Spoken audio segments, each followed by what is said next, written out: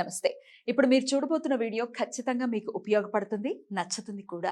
మరి మీకు నచ్చిన విషయం నాకు తెలియాలి అంటే ఈ వీడియోని మీరు లైక్ చేయాలి, షేర్ చేయాలి, అలాగే మన ఛానల్ని సబ్స్క్రైబ్ చేయాలి. మీ సపోర్ట్ని నాకు అందిస్తారు కదా. ఓకే, ఇప్పుడు వీడియోని స్టార్ట్ చేద్దాం. సూర్యోస్మి, నేను మీ విక్రమాదిత్య. ఆరోగ్యమే మహాభాగ్యం, ఆరోగ్యం భాస్కరాధీనం.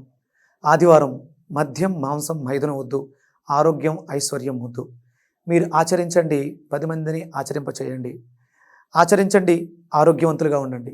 ఆచరించండి, ఐశ్వర్యవంతులు కండి. ఆచరించండి, ఆనందంగా జీవించండి. సూర్యోస్మి. నమస్తే, వెల్కమ్ టు అవర్ ఛానల్. నేను కుప్పా పద్మిని. ప్రస్తుతంతో పాటు ప్రముఖ ఆధ్యాత్మికవేత్త, సూర్యోపాసకులు, sun spiritual society founder Vikramaditya garu ఉన్నారు. మాట్లాడదాం. సార్ నమస్తే. సార్ సూర్యోస్మి తల్లి. సార్ ఏంటి సార్ 30 ఏళ్ల తర్వాత మళ్ళీ 30 ఏళ్ల తర్వాత మళ్ళీ ఏమిటి రాశి ఫలాలు చెప్తున్నారా? దీని గురించి చెప్పండి సార్. సాధారణంగా నేను జాతకాల గురించి రీసెర్చ్ చేస్తూ ఉంటాను, చూస్తూ ఉంటాను. నువ్వు మన కుటుంబ సభ్యుల కోసం ఏదైనా విషయం ఉంటే దాన్ని రేకెత్తించి నాతో విషయ పరిజ్ఞానాన్ని చేయించి జనాలకు చెప్పిస్తూ ఉంటాం. మళ్ళీ ఎంత అమాయకంగా ఏంటి సార్ మళ్ళీ మీరు చెప్పాలి. తెలిసిందే, అంటే మన వాళ్ళందరూ చెప్పిందే, ఏదో కొంచెం కొత్తగా ఉంటుంది. నాకున్నటువంటి విషయ పరిజ్ఞానం, విశ్లేషణ నేను కొన్ని చూసే, అంటే ఇప్పుడు ఇక్కడ జరిగేది మనం కుంభరాశిలో రవి శనులు కలుస్తున్నారు కలయిక. అంటే ఇక్కడ కుంభం గురించి ఎందుకు మాట్లాడుతున్నాం అంటే ఇది ఒక సైంటిఫిక్ రాశి. ఇప్పుడు జరిగే యుగం కూడా కుంభయుగం నడుస్తుంది. అంటే రాహు యొక్క ఆధిపత్యం నడుస్తుంది. ఇక్కడ ఒక ఈవెంట్ జరగడానికి కారణం అవుతుంది. దాని గురించి మనం మాట్లాడాలి కాబట్టి నేనైతే నా విశ్లేషణ కొంచెం సైంటిఫిక్ గా ఉంటుంది కాబట్టి డెఫినెట్లీ అందున సూర్యుడు గురించి అడిగినప్పుడు మరి మిమ్మల్ని ప్రత్యేకించి నేను అడుగుతూ ఉంటాను కదా. మీరు సూర్యోపాసనలో ఉన్నారు. రవి శనుల కలయిక మీరు బోర్డు మీద రాసినట్టుగానే 30 ఏళ్ల తర్వాత మళ్ళీ అన్నారు కాబట్టి దాని గురించి ఒక్కసారి క్లారిటీ. ఇది అంటే కుంభరాశిలో జరుగుతున్నటువంటి గ్రహ సమ్మేళనం. ఇక్కడ మనకు ప్రస్తుతానికి కనిపించేవి 2 రాశులే, రవి శని కలయిక. వీళ్ళిద్దరూ అంటే తత్వాలు. ఒకళ్ళు మెటీరియల్ వరల్డ్ అయితే ఒకళ్ళు ఆత్మకారకత్వం. ఈ రెండిట్ల కలయిక అంటే మనసుకి శరీరానికి మధ్యలో జరిగేటువంటి ఒక యుద్ధం. ఒకటి కోల్డ్ ప్లానెట్, ఒకటి టూ హాట్, విపరీతమైనటువంటి వేడి. అంటే దీనివల్ల పెద్దగా మనకు వచ్చేటువంటి ఇబ్బందులు పెద్దగా ఏమి కనపడవు, కానీ ఈ కలయిక వల్ల అంత మంచిగా జరుగుతుంది. ఇది ఇక్కడ శతభిష నక్షత్రంలో జరుగుతుంది. శతభిష నక్షత్రం అంటేనే అంటే అశ్వాలు. శతభిష నక్షత్రానికి మనం జంతువు తీసుకుంటే గుర్రం వస్తుంది. అలాగే మేషంలో ఉన్నటువంటి అశ్వని మగ గుర్రం, ఇక్కడ శతభిషంలో ఉన్న గుర్రం ఆడగుర్రం. అంటే అశ్విని దేవతలు కాబట్టి కలయిక జరుగుతుంది కదా. రవికి అశ్విని కుమారులు ఏమవుతారు? పిల్లలు, ఆయన పిల్లలు. శనికి ఏమవుతారు? సోదరులు. అంటే ఇక్కడ ఒక అద్భుతమైనటువంటి హీలింగ్ ప్రాపర్టీ ఏదో జనరేట్ అవుతుంది. ఎందుకు అంటే శతభిష నక్షత్రం మీదే ఈ కలయిక జరుగుతుంది. అంటే ఇదంతా ఒక ఎత్తు. ఇప్పుడు ప్రస్తుతం ఈ రెండే కనిపిస్తున్నాయి, కానీ మనకి బుధుడు కూడా యాడ్ అవుతాడు. బుధుడు కూడా ముగ్గురు కలిసి చాలా రేరుగా ఒకే డిగ్రీలో 15 డిగ్రీల దగ్గరగా ఒకేసారి దగ్గరకు రావడం వల్ల ఈ ట్రాన్సిట్ జరుగుతుంది. దీని ప్రభావం మన మీద ఉండబోతుంది. అంటే గ్రహాలు వాటి తాలూకు ఇన్ఫ్లుయెన్స్, గ్రావిటీ. అంటే ఇక్కడ మనం 12 రాసులు తీసుకున్నాం, నక్షత్రాలు తీసుకున్నాం. ఈ నక్షత్రాల ప్రభావం మన శరీరంలో, అంటే వెజిటేబుల్ థెరపీతో మనం ఉన్నాం కాబట్టి బుధుడు దేనికి కారకుడు? బుద్ధి కారకుడు. మనకి కన్యా రాశి, మిథున రాశి. మిథునం మనం గోరుచిక్కులు చెప్తాం, ఇక్కడ నరాలకు సంబంధించిన వ్యవస్థ. ఇక్కడ కన్యా రాశి లివర్కి సంబంధించినటువంటి సమస్యలు. అలాగే పంచమం అంటే ఇక్కడ జరిగే యుద్ధం ఎవరికి? రవికి శనికి. అంటే పూర్తిగా తూర్పు పడమర పరిస్థితులు, ఎదురెదురుగా ఉండేటువంటి ఇబ్బందికరమైనటువంటి పరిస్థితులు. అంటే శాస్త్రం ఎందుకు బద్ధ శత్రువులుగా మనం పదాన్ని వాడుతున్నా దాని ప్రభావం ఎంతో కొంత ఉంటుంది. ఇప్పుడు చూడండి, మనకి రాములు వారు జన్మ తీసుకున్నప్పుడు ఆ 30 రోజులు ఆయన చూడడానికి వచ్చేస్తే రాత్రి పగలు ఏకమైపోయింది. అంటే ఇలాంటి పరిస్థితులు ఏవో జరగబోతాయి. ఇది 30 ఏళ్ల క్రితం జరిగింది. అంటే ప్రతి 30 ఏళ్లకు ఒకసారి మాత్రమే జరుగుతూ ఉంటుంది. అలా ఎలా? ఒక్కసారి దాని గురించి ఇంకొంచెం వివరంగా. 30 ఏళ్లకు ఒక్కసారి మాత్రమే రవిశనులు కలుస్తారనా? ఎలాగా? ఇప్పుడు శనేశ్వర్ల వారు ప్రతి దాంట్లోనూ నడక 2.5 ఏళ్ళు ఉంటుంది. ఒకసారి తిరిగి రావడానికి ఎంత పడుతుంది? 30 ఏళ్ళు పడుతుంది. అలాగే ఈయన ప్రతి నెలలోనూ మారుతూనే ఉంటారు. కానీ కుంభరాశిలో ఈయనకు మళ్ళీ కలవడానికి 30 ఇయర్స్ పడుతుంది. అంటే ఒక 30 ఏళ్ల క్రితం జరిగింది, ఇప్పుడు మళ్ళీ జరుగుతుంది. పెద్ద రెవల్యూషన్ థింగ్ ఇది డెఫినెట్ గా. అంటే రేర్ కాంబినేషన్. అద్భుతం సార్. 30 ఏళ్ల తర్వాత మళ్ళీ మరి రవిశనులు కుంభరాశిలో. కుంభరాశి అంటేనే సహజ లాభస్థానం. ఇప్పుడు సైంటిఫిక్ గా అంటే ఇప్పుడు అంతా నడిచేదంతా కంప్యూటర్ యుగం, సైన్స్ మీద నడుస్తుంది. కాబట్టి ఈ రెవల్యూషన్ అంటే సాఫ్ట్వేర్ కంపెనీల మీద కావచ్చు, ఇప్పుడు ఐటీ రంగాలు కావచ్చు, లాభాల మీద కావచ్చు, అంటే మనం చేసే వ్యాపారాల్లో వచ్చే లాభాల మీద కావచ్చు. అలాగే ఇక్కడ జరుగుతున్నటువంటి గ్రహాలు శని, రవి, అలాగే రాబోతున్నటువంటి బుధుడు. వీటికి ప్రాతినిధ్యం ఏమొస్తాయి? రవి ప్రాతినిధ్యం పంచమ స్థానం. అంటే ఇక్కడ పంచమం అంటే పుత్రస్థానం, ప్రేమ, ఎడ్యుకేషన్, ఇవన్నీ కూడా ఉంటాయి. దీని మీద ప్రభావం ఉంటుంది. అలాగే తృతీయ స్థానం విక్రమస్థానం. అలాగే ఇది నరాలకు సంబంధించినటువంటి వ్యవస్థ. బుధుడు బుద్ధికారకుడు. ఇక్కడ 6 కన్య రోగస్థానం. అంటే ఇవన్నీ కూడా ఎఫెక్ట్ అయ్యి, అంటే ఇక్కడ యుద్ధం జరుగుతుంది కాబట్టి కుంభరాశికి అధిపతి శని ఉన్నారు కాబట్టి శనికే ఆధిపత్యం. 10th, 11th, 3rd, 5th, 6th ఈ రాసుల మీద దాని ప్రభావం మంచు చెడులలో ఒకంత తేడాగా ఉండే అవకాశం ఉంది. అంటే ఇక్కడ సింహరాశి సింహలగ్నం, మిథున రాశి మిథున లగ్నం, కన్యారాశి కన్యా లగ్నం, మకర రాశి మకర లగ్నం, కుంభరాశి కుంభలగ్నం. ఈ లగ్న జాతకులు కానీ రాశి జాతకులకు కానీ దీని ప్రభావం మన మీద ఉంటుంది. వాటి గురించి ఇంకో వివరంగా మనం ద్వాదశ రాశులకి కూడా చెప్పుకుందాం సార్. ఎందుకంటే డెఫినెట్ గా ఎక్స్ట్రా లుక్స్ ఉంటాయి ఈ గ్రహాలకి. ఎలా ఉంటుంది ఈ కంజంక్షన్ అనేది ద్వాదశ రాశులకి చెప్పండి. వీటి గురించి ఇంకా ప్రత్యేకంగా ఎలాగో మన ఆర్డర్ లో చెప్పారు. ఇక్కడ మనం హీలింగ్ అన్నాం. అంటే ఇక్కడ శతభిష నక్షత్రం మీద జరుగుతుంది కాబట్టి అక్కడ ఉన్నటువంటి ఆధిపత్యం అశ్వనీది కాబట్టి హీలింగ్ 100 గుర్రాల శక్తి. అంత హీలింగ్ ఏదో జరగబోతుంది. మార్పులు సంభవిస్తాయి ప్రకృతిలోను, అలాగే వ్యవస్థలో ఉన్నటువంటి వ్యక్తుల మీద కూడా దీని ప్రభావం ఉంటుంది. ఎవరు భయపడక్కర్లేదు.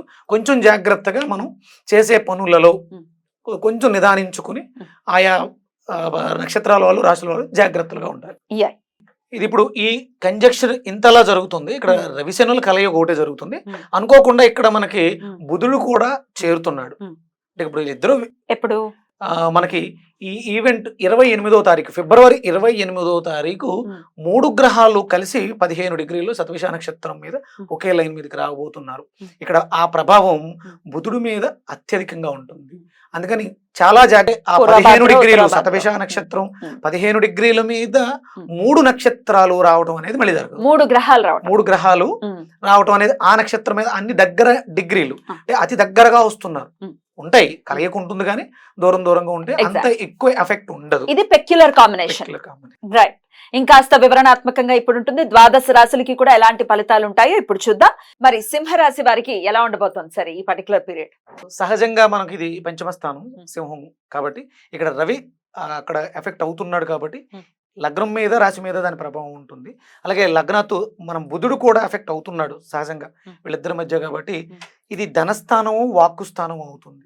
అంటే ఇక్కడ మనం మాట్లాడే మాట అవతల వాళ్ళు బుధుడు ఎఫెక్ట్ అవుతున్నాడు కాబట్టి అర్థం చేసుకోవడంలో ఎఫెక్ట్ ఏర్పడుతుంది. ఇది ద్వితీయ స్థానం. అలాగే ధనము వాక్కు కూడా వీటికి ఇబ్బందులు వచ్చే అవకాశం ఉంటుంది. చాలా జాగ్రత్తగా కేర్ఫుల్గా ఉండాలి. అంటే మాట తోలడం వల్ల, మాట్లాడడం వల్ల ధనాన్ని కోల్పోవచ్చేమో. అలాగే కుటుంబం నుంచి కూడా వేరుపడే అవకాశాలు ఏర్పడుతూ ఉంటాయి. అలాగే 3, 4, 5, 6 ఆరో స్థానం. అలాగే మనకి ఇక్కడ అంటే శత్రువులు పెరిగే అవకాశం ఉంటుంది. అలాగే ఇది 7th హౌస్. పార్ట్నర్షిప్ కూడా అంటే భార్య, మనం ఇందాక చెప్పుకున్నట్టు కర్కాటకానికి ఇది భాగ్య 7th హౌస్ అవుతుంది. ఇప్పుడు ఇక్కడ సింహానికి భాగ్య 7th హౌస్ పార్ట్నర్షిప్ అవుతుంది. వీళ్ళకి కూడా ఎఫెక్ట్ అయ్యే అవకాశం ఉంటుంది. భాగస్వాముల మధ్య ఇబ్బందులు ఇలాంటివి ఏర్పడే అవకాశం ఉంటుంది. ఇక్కడ శత్రువులతో కేర్ఫుల్గా ఉండాల్సిన అవకాశం కూడా ఉంది. ఈ విషయంలో కూడా మనం జాగ్రత్తగా ఉండాలి. ఈ 2 స్థానాలు ప్లస్ ఇక్కడ బుధుడు, అలాగే ఇక్కడ మనకి లాభస్థానాన్ని కూడా చూపిస్తుంది. మనకు వచ్చే లాభాలు, పార్ట్నర్స్ వల్ల వచ్చే లాభాలు కోల్పోవచ్చేమో, దీని ఎఫెక్ట్ కూడా మన మీద ఉంటుంది. దీన్ని కూడా చూసుకోవాలి. అలాగే చంద్రుడు ఏమి ఎఫెక్ట్ అంటే వ్యయాధిపతి ఏమి అవ్వట్లేదు కాబట్టి ఈ ఎఫెక్ట్లు అంటే 2, 6, 7 ఇక్కడ 11 లాభం కూడా యాక్టివ్ అవుతుంది. ఈ విషయాల్లో మనం కొంచెం జాగ్రత్తగా ఎఫెక్ట్ అయ్యేవి యాక్టివ్ అయ్యేవేమో 2, 6, 7 కానీ ఎఫెక్ట్స్ పడేవి వీటి మీద ఉంటాయి కూడా కొంచెం జాగ్రత్తగా ఉండాలి. వెజిటబుల్ అడుగుతారు. Vegetable obviously. ఇది ఇప్పుడు రవికి సంబంధించినటువంటి రాశి కాబట్టి మంచి గుమ్మడికాయ ఇక్కడ మనం తీసుకోవాల్సినటువంటి ప్రధానమైనటువంటి వెజిటబుల్. దాంతో పాటు ఇక్కడ దొండకాయలు తీసుకోవాలి, నిమ్మకాయ తీసుకోవాలి. ఇది కాంబినేషన్. మంచి గుమ్మడికాయ, దొండకాయ, నిమ్మకాయ. రవికి సంబంధించి 3 కలిపి తీసేసుకోవచ్చు. అలాగే మనకి బెండకాయలు అనేవి కామన్, స్మూత్నెస్, సున్నితంగా ఉంటాయి. అది అందరికీ అనుకూలంగానే ఉంటాయి. అందుకని విరివిగా ఈ నెల అంతా కూడా అంటే మనం సహజంగానే మనం మాఘమాసంలో ఉన్నాం. మాఘమాసం అంతా కూడా బెండకాయలు సహజంగానే వాడాలి. ఇప్పుడు ఇవి కొత్తగా మనం ఇప్పుడు ఉన్నటువంటి ఈ కాంప్లెక్షన్ వల్ల, ఈ కంజెషన్ వల్ల ఈ ముగ్గురికి మనం ప్రధానంగా బుధుడుని, శనిని ప్రధానంగా తీసుకోవడం జరుగుతుంది. ఈ కాంబినేషన్ లో తీసుకోవాలి. దైవారాధన చేసుకోవాలి సార్. దైవారాధన చూస్తే సింహానికి సంబంధించి సూర్యనారాయణ మూర్తిని ఆరాధన. అంటే ఇది ఏర్పడిందని కాదు, రెగ్యులర్ గానే మనం అందరం కూడా కాంతి ప్రియులు. భారతీయులు అంటే భారతి అంటే జ్యోతి, తీయులు అంటే జ్యోతిని ఆరాధించేవాళ్ళు, కాంతితో ప్రయాణం చేసేవాళ్ళు మనకుండే పేరు. అందుకని భారతీయులు అని పెట్టడం జరిగింది. మనకి సహజ జ్యోతి ఎవరు? సూర్యనారాయణ మూర్తి. అందుకని అనునిత్యము కూడా మనం ఆయన ధ్యాసలోనే సాధనలో ఉండాలి.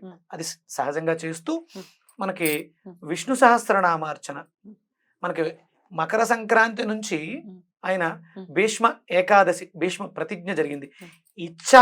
ఇచ్చాగా మరణాన్ని పొందడం కాబట్టి అంటే అప్పుడే మనకి ఈ విష్ణు సహస్రనామార్చన అనేది, అసలు విష్ణు సహస్రనామం పుట్టిందే అప్పుడు మీద పడుకుని ఉన్నప్పుడే కదా. అంటే అవినాభావ సంబంధం ఉంది. ఇది ఇక్కడ అద్భుతంగా జరుగుతుంది. జరగటం ఒక విషయం. అంటే ఇంతకు ముందు 30 ఏళ్ల క్రితం జరిగింది కానీ ఇంత అవేర్నెస్ లేదు, ఎవరికి పెద్దగా తెలియదు. ఏదో కొంతమంది అప్పట్లో ఉన్నటువంటి జ్యోతిష్ ప్రముఖులు లేదా పేపర్లో పడి ఉంటుంది. 30 ఏళ్ల క్రితం యూట్యూబ్ లేదు కదా, కాబట్టి తెలిసింది. కాబట్టి సంతోషంగా దీన్ని మనం ఉపయోగించుకోవడం ద్వారా రాబోతున్నటువంటి అంటే ఇది కేవలం మనుషుల మీదే కాదు, దీని ప్రభావం వీటి మీద కూడా ఉంటుంది. ఐటీ రంగాల్లో ఇప్పుడు చాలా మార్పులు జరుగుతున్నాయి. ఉద్యోగాలు చాలా మందికి తీసేస్తున్నారు, చాలా కోల్పోతున్నారు. ఏఐ బాగా, ఆర్టిఫిషియల్ ఇంటెలిజెన్స్ బాగా పెరుగుతుంది.